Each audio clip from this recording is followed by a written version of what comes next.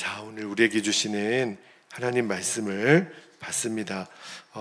어제와 본문 말씀이 동일합니다. 한번 사도행전 6장 1절에서 7절까지 말씀을 한 번 더 오늘 받도록 하겠습니다. 자, 1절부터 7절까지 마지막 7절은 같이 읽고요. 한 절씩 교독합니다. 1절. 그때 제자가 더 많아졌는데 헬라파 유대인들이 자기의 과부들이 매일의 구제에 빠짐으로 히브리파 사람을 원망하니 12사도가 모든 제자를 불러 이르되 우리가 하나님의 말씀을 제쳐놓고 접대를 일삼는 것이 마땅하지 아니하니. 3절. 형제들아 너희 가운데서 성령과 지혜가 충만하여 칭찬받는 사람 7을 택하라. 우리가 이 일을 그들에게 맡기고 우리는 오로지 기도하는 일과 말씀 사역에 힘쓰리라 하니. 5절. 온 무리가 이 말을 기뻐하여 믿음과 성령이 충만한 사람 스데반과 또 빌립과 브로고로와 니가노르와 디몬과 바메나와 유대교에 입교한 안디옥 사람 니골라를 택하여 사도들 앞에 세우니 사도들이 기도하고 그들에게 안수하니라. 7절 함께요. 하나님의 말씀이 점점 왕성하여 예루살렘에 있는 제자의 수가 더 심히 많아지고 허다한 제사장의 무리도 이 도에 복종하니라. 아멘. 하나님 말씀입니다. 오늘 새벽에는 어제와 같은 본문 말씀이지만 3절 후반부에 보면 구제 사역만 전담했던 그 7명의 사람들을 세울 때 그 기준이 나와요. 성령과 지혜가 충만하여 칭찬받는 사람 7 그랬는데 오늘 설교 제목이 되겠습니다. 요 주제로 말씀을 한번 더 하려고 하는데, 여러분 아시는 것처럼 교회에는 다양한 직분이 존재하잖아요. 성도님이 계시고 집사님이 계시고 권사님이 계시고 또 우리 교회는 없지만 또 장로님들도 계시고 또 목사들도 있고. 그런데 우리가 한 가지 오해하고 있는 것이 있어요. 이 직분을 마치 계급으로 아는 겁니다. 성도 위에 집사가 있고 집사 위에 권사가 있고 또 권사 위에 장로가 있고 또 목회자가 있고 이렇게 생각하는 성도들이 계세요. 근데 정말 오해이고 그거는 성경적이지도 않습니다. 여러분, 절대로 이 직분의 차이가 우리들의 신분의 차이를 나타내는 게 아니에요. 그러니까 교회 안에 어떤 직분이든지 어떤 높낮이가 절대로 있지 않습니다. 더 귀하고 덜 귀한 그런 직분은 존재하지 않아요. 다만 사역만 다를 거예요. 저에게는 말씀을 전하는 사역을 감당하는 거지 교회에서 목회자가 성도들보다 더 위에 있다, 그런 거 절대로 아닙니다. 그냥 역할만 다른 거예요. 그러니까 모든 사역은 다 동일합니다. 오늘 새벽에 좀 그 이야기를 좀 나누려고 하는데, 자, 오늘 읽었던 본문 말씀에 4절 말씀을 다시 한번 좀 볼게요. 자, 4절에 보면 사도들이 어제 말씀드린 것처럼 구제하는 일은 7 사람들에게 다 맡기고 난 다음에 이렇게 말하잖아요. 우리는 오로지 기도하는 일과 말씀 사역에 힘쓰리라. 거기 여러분 사역에다 한번 동그라미를 한번 해보세요. 여러분 성경이면 사역에 힘쓰리라 하니 그랬죠. 자, 여러분 여기 보시면 사도들에게는 기도와 말씀이라고 하는 사역이 주어진 거예요. 근데 이 사역이라고 한, 제가 동그라미를 치라 그랬는데 이 헬라어로 어떻게 번역이 되어 있냐면 디아코니아, 그렇게 번역이 돼요. 그러니까 디아코니아가 뭐냐면 봉사, 섬김이라는 뜻이거든요. 그러니까 지금 사도들에게는 기도하는 일과 말씀 전하는 사역이, 봉사하는 일이 주어졌다는 건데, 자, 그러면 1절 말씀을 다시 한번 볼게요. 1절에 보면 보세요. 그때의 제자가 더 많아졌는데 헬라파 유대인들이 자기의 과부들이 매일의 구제에 빠짐으로, 자, 여기 이제 구제에다가 한번 동그라미를 해보세요. 빠짐으로 히브리파 사람을 원망하니 그랬는데, 제가 조금 전에 그 4절에 나오는 그 사역에 디아코니아라고 하는 단어가 쓰였다 그랬잖아요. 그런데 엘라어 성경에 보면 1절에 나오는 이 구제도 디아코니아라는 단어로 되어 있어요.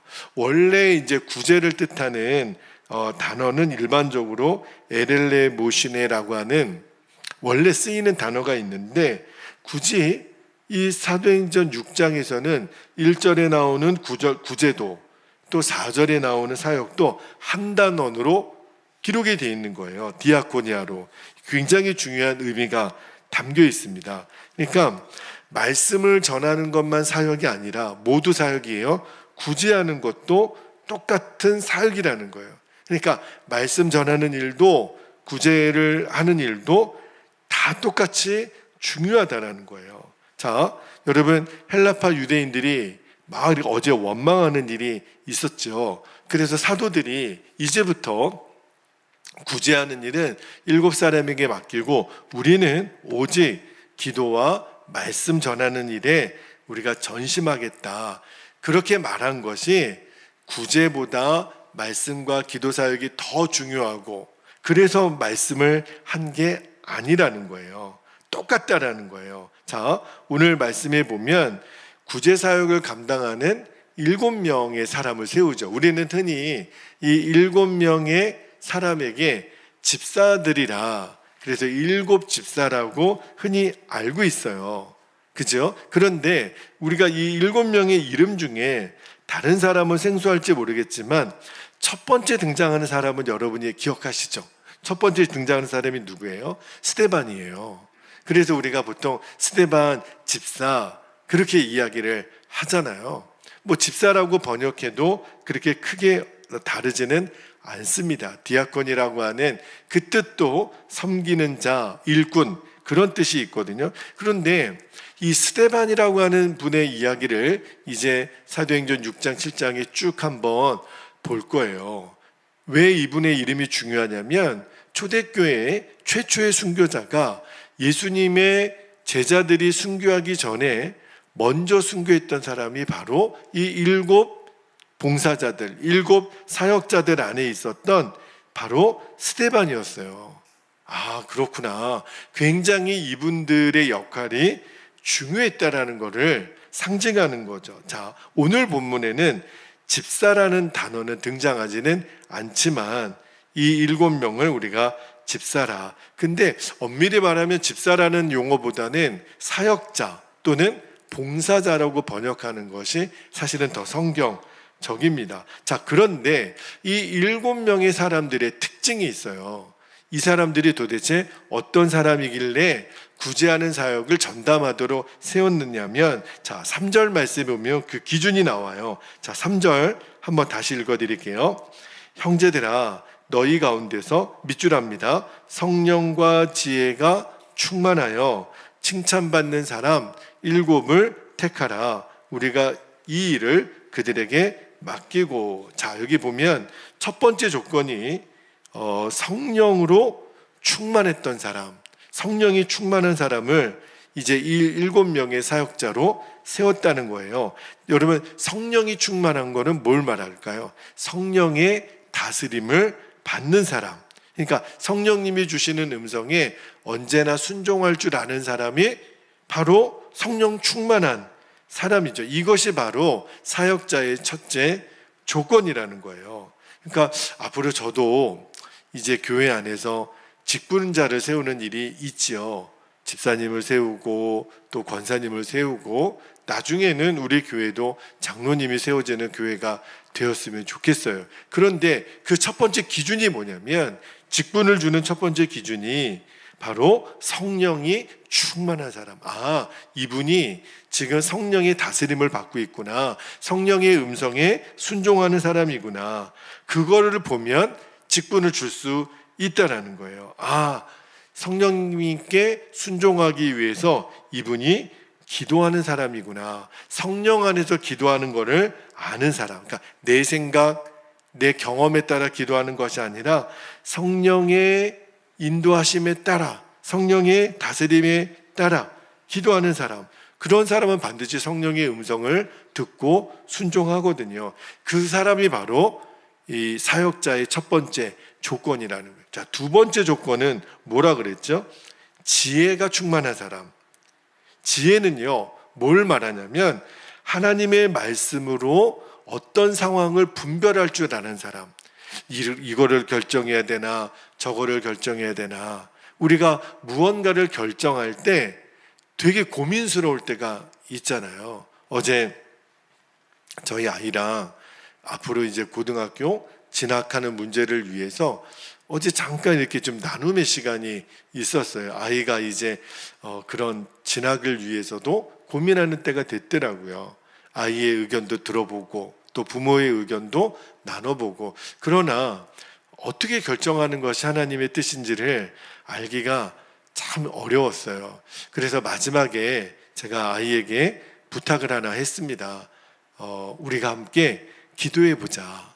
그리고 하나님이 우리를 어떻게 인도하시는지, 너의 인생을 어떻게 인도하시는지 하나님이 반드시 말씀하실 거고 마음을 주실 거다. 우리가 한번 거기에 순종해 보자. 내가 어떤 형편이나 내가 생각하는 어떤 기준이 아니라 하나님의 인도하심에 맡겨보자. 여러분, 지혜가 충만하다라는 게 뭘 말하냐면, 그래서 하나님의 말씀은 나에게 이렇게 말씀하시더라. 하나님의 말씀으로 내 상황을 분별할 줄 아는, 모든 것을 말씀으로 하는 것이 바로 지혜입니다. 우리가 보통 이분이 참 지혜롭네, 그래서 직분을 드려도 좋겠네, 뭘 보면 알 수 있냐면 말끝마다 하나님의 말씀으로 다스림을 받는 게 보여요. 왜냐하면 그가 말하거든요. 제가 말씀을 읽는 중에, 말씀을 듣는 중에, 기도하는 중에 주님이 제게 이런 마음을 주셨습니다. 이런 때는 이렇게 하는 마음을 주셨습니다. 그래서 늘 삶 속에 말씀을 읽고 듣고 묵상하고 또 암송하고 말씀을 가까이 하려는 게 늘 보여요. 그런데 놀라운 것은 말씀을 가까이 하는 분들은 참 지혜롭습니다. 그러니까 여러분들이 주변에 있는 사람에게 이런 말을 많이 들으셔야 돼요.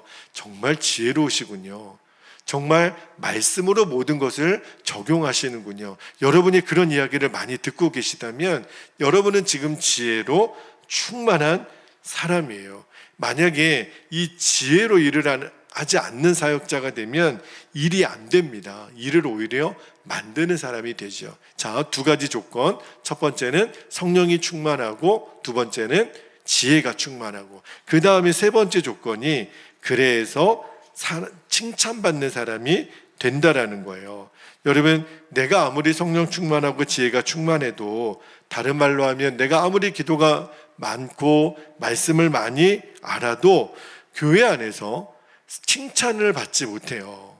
그러니까 이제 직분을 드릴 때 이분을 우리가 권사로 세우고 장로로 세우고 하는 일에 우리가 성도들에게 묻잖아요. 여러분들의 의견은 어떻습니까? 그때 어느 누구도 반대하는 사람이 없어요. 아이고, 맞습니다. 당연히 그분은 칭찬받을 만한 분이십니다.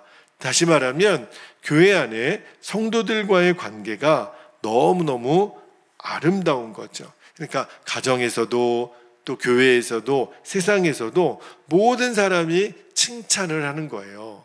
그래서 직분을 받을 때 자녀들에게 묻죠. 엄마 아빠가 집에서는 어떻든, 그렇게 이제 물어봤을 때 아유, 목사님 말도 마세요. 우리 엄마 아빠는요, 교회에 있을 때랑 집에 있을 때랑 다른 사람이에요. 그러면 정말 직분 드리기가 어렵겠죠.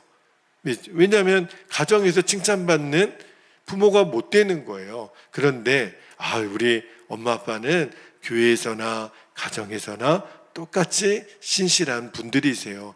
그러면 정확한 거죠. 직장에서 모습은 어떨까요? 똑같죠. 직장에서도 이분이 저 베델교회 다니신다는 이야기를 들었는데 어쩌면 이렇게 신실하신지, 어쩌면 이렇게 성실하고 정직하신지, 그러면 분명한 거예요. 그러니까 초대교회 7분의 특징이 뭐냐면 성령으로 충만하고 지혜가 충만하고 많은 사람들 앞에, 그죠? 칭찬받는 사람. 여러분, 잠언 3장 3절 4절에 보면 이런 말씀이 나오죠. 인자와 진리가 내게서 떠나지 말게 하고 그것을 내 목에 매며 내 마음판에 새기라. 그러면 어떤 결과가 나오냐면 내가 하나님과 사람 앞에서 은총과 기중이 여김을 받으리라. 아, 그렇구나. 지혜가 충만하고 성령이 충만한 사람은 하나님에게도 뿐만 아니라 사람들에게도 은총과 기중이 여김을 받는구나. 왜 그럴까요? 말씀과 성령의 지배를 받으니까. 아, 성령님의 인도하심을 따라 살고 말씀의 인도를 받으면 하나님과 사람 앞에서 칭찬받는 거는 당연한 수순이라는 거예요. 자, 그런데 이렇게 세 가지 기준을 우리가 나누면 우리 안에 부담이 있는 분들이 있을 거예요. 내가 이런 조건으로 직분자를 세운다면 목사님 저 집사 직분, 저 권사 직분 사표내야 될 것 같아요. 이게 직분자는 아무나 하는 게 아니네요.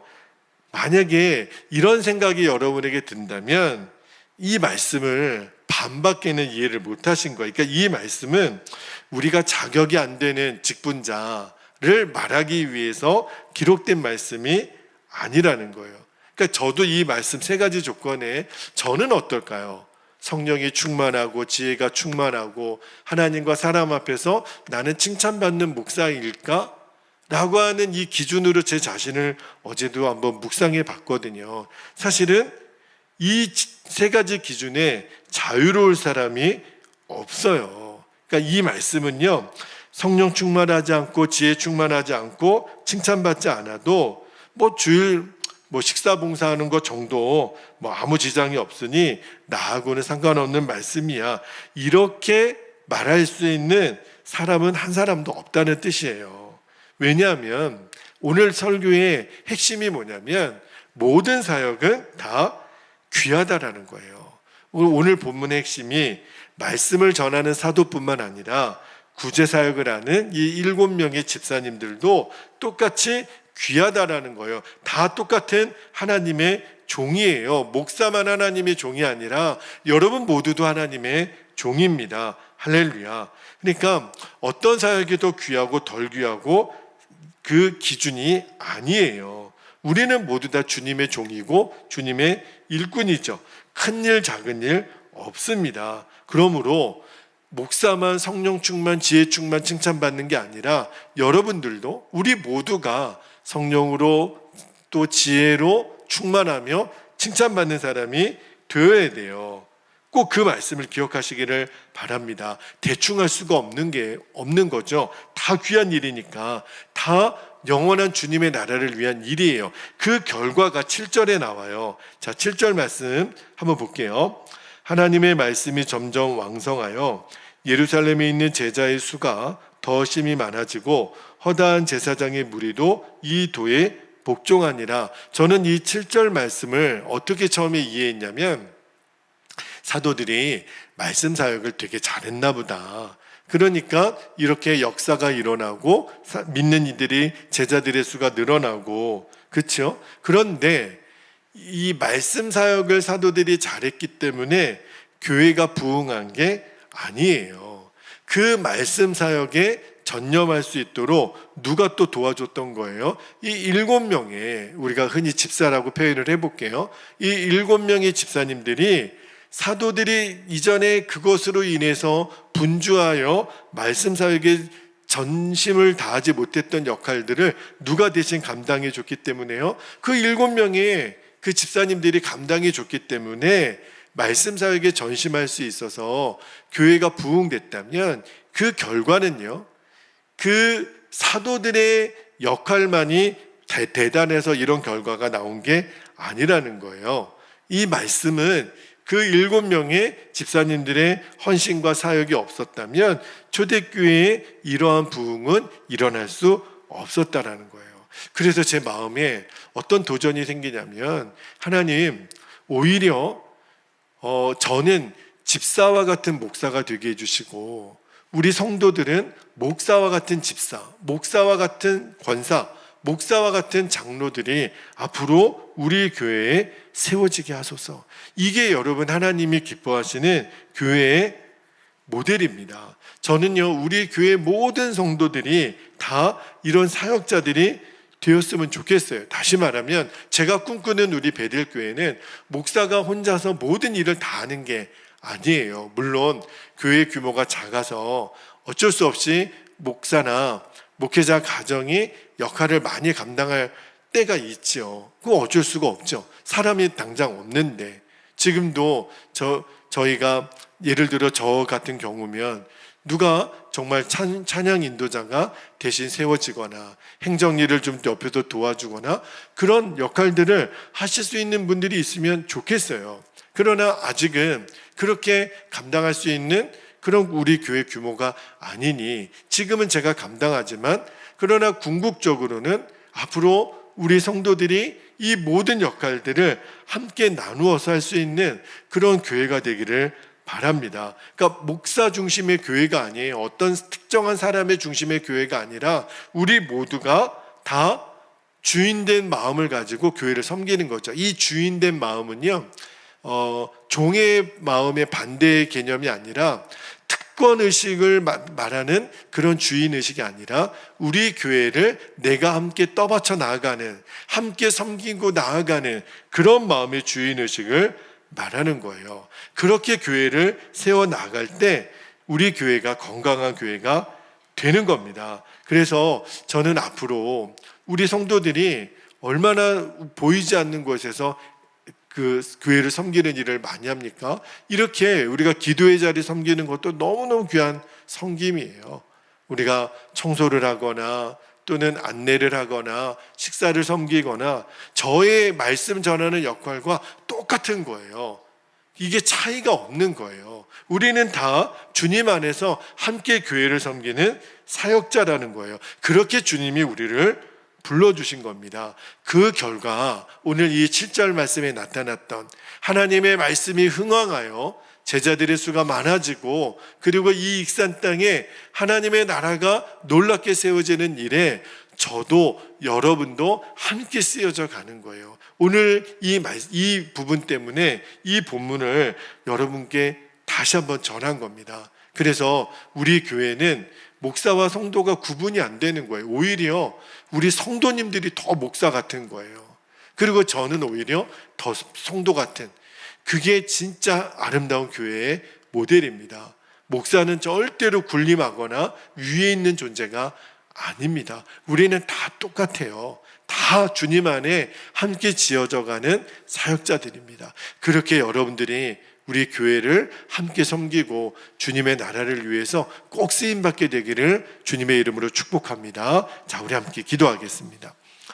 두 가지 기도 제목을 나누고 오늘도 기도하겠습니다. 첫 번째는 우리 교회의 모든 사역자들, 일부러 제가 직분자라고 하지 않고 사역자라고 말씀을 드렸어요. 우리 모두는 성령과 지혜가 충만하여 하나님과 사람 앞에 칭찬받는 종들이 되게 하옵소서. 우리가 다 사역자인 겁니다. 두 번째입니다. 우리 교회가 모든 성도들이 주어진 은사에 따라 존귀하게 사역하는 교회가 되게 하옵소서. 누가 더 귀하고 누가 덜 귀하고 이런 거 없어요. 다 똑같습니다. 정말 여러분들이 하나님이 주신 은사에 따라 쓰임 받으시면 돼요. 여러분 모두는 존귀한 성도요, 존귀한 사역자들인 것을 우리가 잊지 않으면 우리 교회를 하나님이 쓰십니다. 그리고 이 익산 땅에 하나님의 나라를 위하여 저와 여러분을 사용하십니다. 꼭 그리 되기를 축복합니다. 허락하신 말씀과 기도의 제목을 붙잡고 이 시간 주님의 이름을 간절히 부르신 후에 통성으로 기도하겠습니다. 주여